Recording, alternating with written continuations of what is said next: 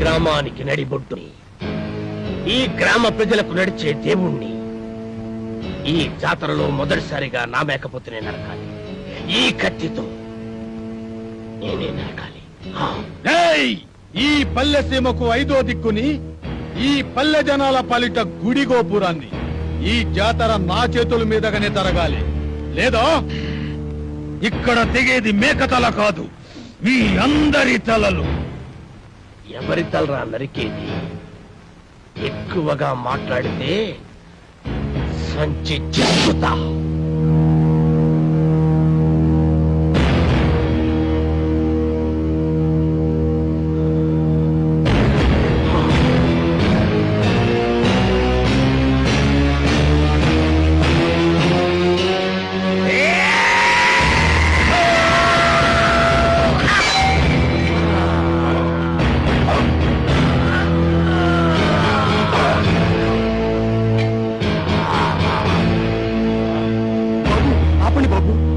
ఆపండి బాబు, మీకు దండం పెడతాను, మీకు దండం పెడతాను. ఆపండి బాబు, ఆపండి బాబు.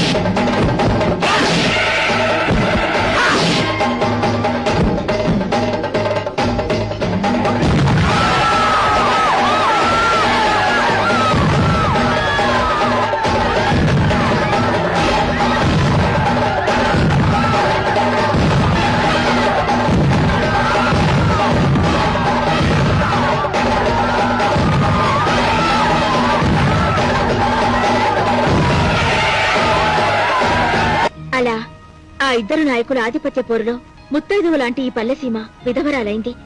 స్వాతంత్రానంతరం దేశంలోని పల్లెసీమలన్నీ ప్రభుత్వ పథకాలతో, ప్రజల శ్రమదానాలతో అభివృద్ధి పదంలో నడుస్తుంటే, ఈ గ్రామం మాత్రం మూర్ఖత్వపు పట్టుదలతో, ముఠా కక్షలతో అభివృద్ధికి దూరంగా బిక్కుబిక్కుమంటూ వెలవెలబోతోంది. ఇక్కడి నాయకుల స్వార్థ చింతనే ప్రజల పాలిట శాపంగా మారింది. ఒకడు గుడి కట్టిస్తే మరొకడు పడగొడతాడు, ఒకడు రోడ్డు వేయిస్తే మరొకడు గోతులు తవ్విస్తాడు, ఒకడు వీధి బల్బులు వేయిస్తే మరొకడు ఆ కరెంటు పోళ్లన్నీ పీకిస్తాడు. ఇలా ఈ గ్రామాన్నే మోడు వార్చారు. నడుస్తున్న శ్మశానంలా మార్చి ఈ పల్లె గుండెల్లో దిష్టి బొమ్మలు వేలాడదీశారు. దాటమ్మ గారు, మన ఆసుపత్రికి కత్తుల నరసింహారెడ్డి గారు వస్తున్నారు.